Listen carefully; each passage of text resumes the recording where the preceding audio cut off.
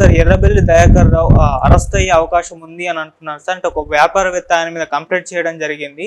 So ఆయన్ని ఎప్పటి నుంచి అరెస్ట్ చేస్తారని చెప్పేసి ఎన్నోసార్లు వార్తల్లో రావడం, సోషల్ మీడియాలో రావడం చూస్తున్నాం. అంటే ప్రభుత్వం మారాక మరి ఇప్పుడు అరెస్ట్ చేసే ఛాన్స్ ఏమన్నా ఉందా? అసలు ఎవరు ఆ వ్యాపారవేత్త, ఏం కంప్లైంట్ చేశారు సార్ ఆయన మీద? ఇప్పుడు ఎర్రబెల్లి మీద రేవంత్ రెడ్డి రివెంజ్ అనేది స్టార్ట్ అయిందని చెప్తున్నారు. యాక్చువల్గా ఆయనకి ఎర్రబెల్లి మీద కోపం ఇప్పటిది కాదు.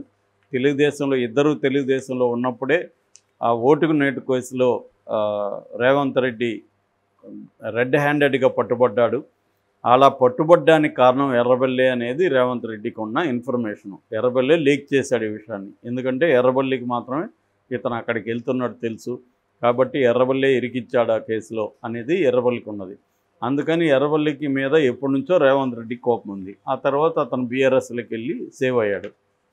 బీఆర్ఎస్లోకి వెళ్ళాడు. ఎర్రబెల్లి యాక్చువల్గా 6 సార్లు ఎమ్మెల్యేగా గెలిచాడు. బీఆర్ఎస్లో పంచాయతీరాజ్ గ్రామీణాభివృద్ధి శాఖగా మినిస్టర్గా కూడా ఆయన పనిచేశాడు. అయితే ఈ రేవంత్ రెడ్డి అధికారంలోకి వచ్చినాక ఫస్ట్ ఇద్దరి మీద ఫోకస్ చేశాడని చెప్తున్నారు. ఒకరు ఎర్రబెల్లి దయాకర్ రావు, రెండవ వ్యక్తి మన మల్లారెడ్డి ఏమో కొంత కాళ్ళ బేరానికి వచ్చేసాడు. కానీ ఎర్రబెల్లి రావట్లేదు. సో ఎర్రబెల్లి మీద ఎక్కడెక్కడ కేసులు ఏమేమి ఉన్నాయనేది రేవంత్ రెడ్డికి ఇవన్నీ ముందే తెలుసు. ఎందుకంటే ఆయన గత 25 ఏళ్ళ నుంచి రియల్ ఎస్టేట్లో ఉన్నాడు. ఎక్కడ ఏ ల్యాండ్, ఏ గొడవలు అన్నీ ఆయనకి తెలియని ఉండవు. రెండోది ఆయన 20 ఏళ్ళుగా ప్రతిపక్షంలో ఉన్నాడు కాబట్టి అధికార పక్షాల అరాచకాలు ఏంటి, ఎక్కడెక్కడ ఏం చేస్తున్నారో కూడా ఆయనకి క్షుణ్ణంగా అండర్స్టాండింగ్ ఉంది. సో దాంతో ఎర్రబెల్లి మీద కేసులు స్టార్ట్ అయినాయి. ఇప్పుడు ఒక కొత్త కేసు మొదలైంది. అదేంటంటే శరణ్ చౌదరి అనే ఒక వ్యాపారవేత్త ఉన్నాడు. ఆయనది వరంగల్, ఆయన బంజారా హిల్స్లో ఉంటాడు. ఆయన 3 రోజులకు ముందు రేవంత్ రెడ్డిని కలిసి ఇట్లా ఎర్రబెల్లి దయాకర్ రావు నా మీద ఒక దౌర్జన్యం చేశాడు, నా దగ్గర డబ్బులు లాక్కున్నాడు, నా ఫ్లాట్ తన పేరుతో రాయించుకున్నాడు అనేది చెప్పాడు. దాంతో రేవంత్ రెడ్డి ఏం చేశాడంటే, మీరు వెళ్ళి బంజారా హిల్స్ పోలీస్ స్టేషన్లో కేసు పెట్టండి, దాని తర్వాత ఫాలో అవుతుంది మా డిపార్ట్మెంట్లో అని చెప్పాడు. సో మరి ఇక్కడ డౌట్ ఏంటంటే, ఈ శరణ్ చౌదరి వాలంటరీగా వెళ్ళి కేసు చెప్పాడా, లేకపోతే రేవంత్ రెడ్డి ఇవన్నీ తెలుసు కాబట్టి ఆయన శరణ్ చౌదరిని ఆయనే ఒకసారి కలుద్దామని పిలిచి ఆయనే ప్రొసీడ్ అవ్వు, నువ్వు మేము చూసుకుంటామని చెప్పాడా అనేది తెలియదు. సో ఇప్పుడు కేసు ఏంటంటే, శరణ్ చౌదరి ఏం చెప్తున్నా అంటే 2023 ఏప్రిల్ 21న కొంతమంది, నేను ఆఫీస్కి బయలుదేరి వెళ్తున్నాను మార్నింగు, అప్పుడు కొంతమంది సివిల్ డ్రెస్లో పోలీసులు వచ్చారు. వాళ్ళు నన్ను సెంట్రల్ క్రైమ్ స్టేషన్కి తీసుకెళ్లారు. అక్కడ నన్ను కొట్టి నా ఫ్లాట్ ఒకటి ఉంటే దాన్ని ఎర్రబెల్లి బంధువు అయిన విజయ్ అనే అతని మీద రిజిస్ట్రేషన్ చేయించారు. దాని తర్వాత నన్ను వాళ్ళ ఇంటికి తీసుకెళ్ళి 3 రోజులు నన్ను పెట్టుకున్నారు. దాంతో చంపేస్తామని బెదిరించారు. బెదిరించి 50 లక్షలు వసూలు చేశారు. ఇదంతా కూడా చేసింది ఏసీపీ ఉమామహేశ్వరరావు ఆధ్వర్యంలో చేశారు. నా మీద అక్రమ డిపాజిట్ల కేసు ఉందని కూడా చెప్పారు వాళ్ళు. సో నన్ను కేసుల్లో ఇరికిస్తామని, నన్ను చంపేస్తామని బెదిరించి నా దగ్గర 50 లక్షల డబ్బు, నా ప్లాటు రిజిస్ట్రేషన్ చేయించుకున్నారు అనేది కేసు అన్నమాట. దాని తర్వాత ఈయన హైకోర్టులో రిట్ పిటిషన్ వేశాడు. దీని మీద వేస్తే మళ్ళీ వీళ్ళ ఇంటికి వెళ్ళి వీళ్ళను బెదిరించి ఆ రిట్ కూడా మళ్ళీ విత్డ్రా చేసుకున్నట్టుగా చేశారు అనేది కేసు. ఇక్కడ 2 విషయాలు. ఒకటి, ఎర్రబెల్లి ఇది చేసుండే అవకాశం ఉందా లేదా, పాజిబిలిటీ ఒకటి. రెండోది, దీన్ని రేవంత్ రెడ్డి కిలికి ఎర్రబెల్లిని ఏదో ఒక దాంట్లో గట్టిగా ఇరికిచ్చి జైలుకి పంపించాలనేది రేవంత్ రెడ్డి గోలా కాదా? ఈ 2 కూడా పాజిబుల్లే. ఎందుకంటే ఎర్రబెల్లి మీద ఇంతకుముందు కూడా అనేక ఆరోపణలు ఉన్నాయి. ఎర్రబెల్లికి కొండ మురళి వాళ్ళకి ఎంత గొడవలో మనం చూసాం.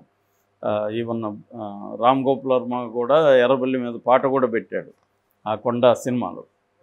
సో వాళ్ళ రైవలరీ ఉంది. మామూలుగా ఎర్రబెల్లికి అటువంటి ఒక చరిత్ర ఉందని ఎక్కువ మంది చెప్తారు. వీళ్ళకి ఏంటంటే అనేక మంది రాజకీయ నాయకులు రౌడీలకి ఎక్కువ, రాజకీయ నాయకులు తక్కువలాగా బిహేవ్ చేస్తుంటారు.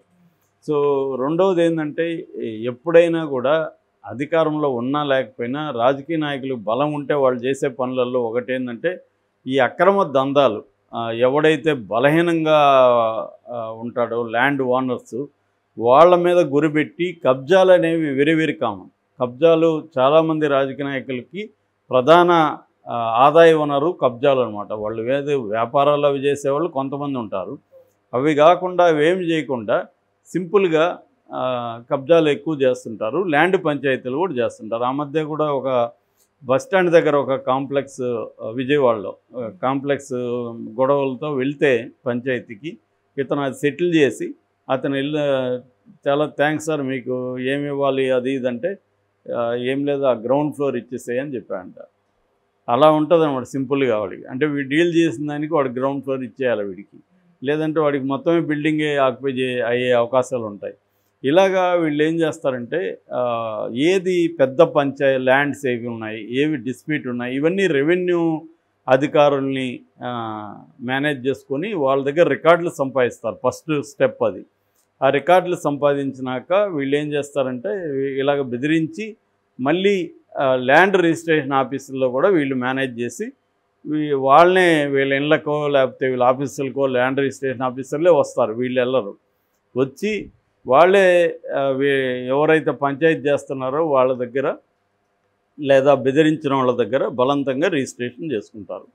ఇది అందరూ చేసే పనే. అంటే మ్యాక్సిమం రాజకీయ నాయకుల్లో ఎక్కువ మంది ఇలాంటి పనులు, ముఖ్యంగా రౌడీ బ్యాక్గ్రౌండ్ ఉన్నవాళ్ళు, కొంత క్రిమినల్ బ్యాక్గ్రౌండ్ ఉన్నవాళ్ళు ఇది చేస్తారు. దీంట్లో వాళ్ళకి ఆరితేరిపోయి ఉంటారు ఈ మోడస్ ఆపరెండి ఎలా చేయాలని. ఇప్పుడు నేను చెప్పిన రెవెన్యూ డిపార్ట్మెంటు, ఇటు ఇది ల్యాండ్ రిజిస్ట్రేషను, పోలీసు, ఈ 3 శాఖల్ని మేనేజ్ చేస్తే చాలు. ఎట్లాగో తమ బలగాలు ఉంటాయి. వీళ్ళు ఇప్పుడు మినిస్టర్ స్థాయిలో ఉండేవాళ్ళు కాబట్టి వీళ్ళు ఏం చేస్తారంటే పోలీసులను ఎక్కువ వాడుతుంటారు. పోలీసులు మామూలుగా ఇటువంటి ఇల్లీగల్ యాక్టివిటీలో పాల్గొనకూడదు, కానీ పోలీసులు పాల్గొంటారు. ఎందుకంటే వాళ్ళకి కూడా వాటా ఉంటుంది కదా, వాళ్ళకి వాళ్ళ జీతం కంటే ఇది ఎన్నో రెట్ల ఆదాయాన్ని ఇస్తుంది కదా ఈ పనులు. అందుకని ప్రతి ఒక్కడికి క్విక్ మనీ కావాలి. వాళ్ళు లంచాలు ఇచ్చి కూడా కొన్ని జాబ్స్ తెచ్చుకొని ఉంటారు. సో లేదా లంచాలు ఇచ్చి కొన్ని రకాల ప్లేసెస్కి ట్రాన్స్ఫర్ తెచ్చుకుంటారు. మళ్ళీ ఇదే రాజకీయ నాయకులే తమకు అనుకూలమైన పోలీస్ ఆఫీసర్లను కూడా ట్రాన్స్ఫర్ చేయించుకుంటారు. అది కూడా ఒకటి. ఫస్ట్ వాళ్ళు చేసే పని ఏంటంటే తమకు అనుకూలమైన పోలీసుల్ని, తమకు అనుకూలమైన మండల ఆఫీసర్ని, తహసీల్దారుల్ని, తర్వాత ల్యాండ్ రిజిస్ట్రేషన్ అధికారులని ముందు ఈ సెటప్ చేసుకుంటారు. అనుకూలమైన ప్లేసుల్లోకి వాళ్ళని తెచ్చుకుంటారు. వీళ్ళు ఎవరైనా చెప్పిన మాట వినకపోతే వీళ్ళు ట్రాన్స్ఫర్ చేసేస్తారు. చేసిన తర్వాత ఇప్పుడు నేను చెప్పిన ప్రాసెస్ స్టార్ట్ అవుతుంది. రెవెన్యూ వాళ్ళు డీటెయిల్స్ ఇస్తారు, ల్యాండ్ రిజిస్ట్రేషన్ చేస్తారు, ఏమైనా గొడవలు ఉంటే పోలీసులు చూసుకుంటారు. ఇలా మేనేజ్ చేసుకొని ఎవరు వాటా ఎవరికి ఇచ్చేసుకుంటూ వెళ్తూ ఉంటుంది వ్యాపారం.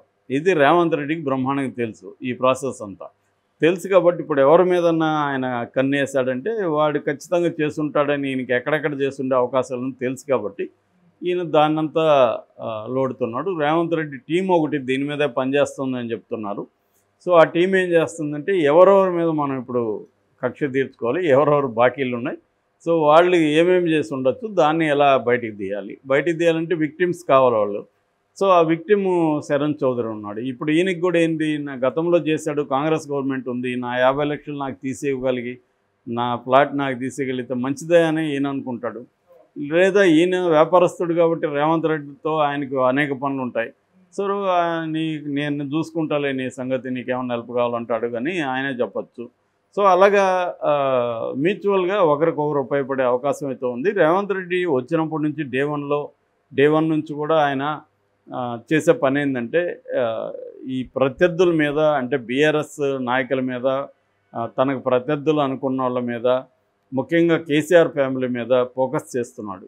మనకి ఎట్లాగైతే అక్కడ జగన్ చేస్తున్నాడు అదే విధంగా ఇక్కడ చేస్తున్నాడు. రేపొద్దున అక్కడ కూడా తెలుగుదేశం వస్తే మన లోకేష్, పవన్ కళ్యాణ్ ఇదే పనిలో ఉంటారు. అక్కడ కూడా వాళ్ళు ఆల్రెడీ ముందే చెప్తున్నారుగా, ఎవరోని కడ్రాలతో నిలబెడతాము, ఎవరోని ఏ ఆఫీసర్ని చూస్తాము, ఇవన్నీ వాళ్ళు కూడా చెప్తున్నారు. అదే చేస్తారు, ఇవన్నీ లీగల్గానే చేస్తారు. ఆ మధ్య రేవంత్ రెడ్డి అధికారంలోకి రాకముందు ఎవరో అడిగితే, ఎవరో కాదు మన రాధాకృష్ణని అడిగితే నేను నేను అట్లా రివెంజ్కి పోను, లీగల్గానే ఉంటుంది అని చెప్పాడు. లీగల్గా కాకుండా ఎలా ఉంటుంది? సీఎం స్థాయి వాళ్ళు లీగల్గానే ఎవరి మీదన్నా కక్ష తీర్చుకోగలరు. సో అదే పద్ధతిలో రేవంత్ రెడ్డి వెళ్తున్నాడు. మరి దీన్ని బీఆర్ఎస్ ఎలా డీల్ చేస్తుంది అనేది చూడాలి.